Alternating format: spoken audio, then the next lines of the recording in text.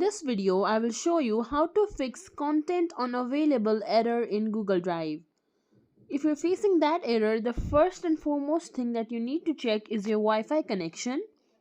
Make sure that your Wi-Fi connection is stable, or you could switch between mobile data and Wi-Fi connection.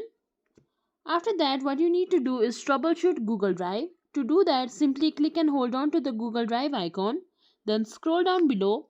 There you will find more features. Click on it. Then go to App Info. From here, click on Force Stop, then confirm it.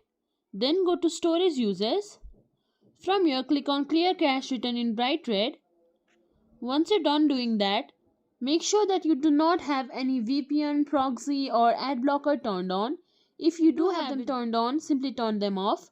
Next thing that you can do is simply open up Play Store. In the search bar, search for Drive. From here, check if your Google Drive needs updating. If there is, then simply click on Update. And after your app is updated, your problem should be fixed. If you think this video is helpful, please like, share, subscribe to our channel, and thank you for watching.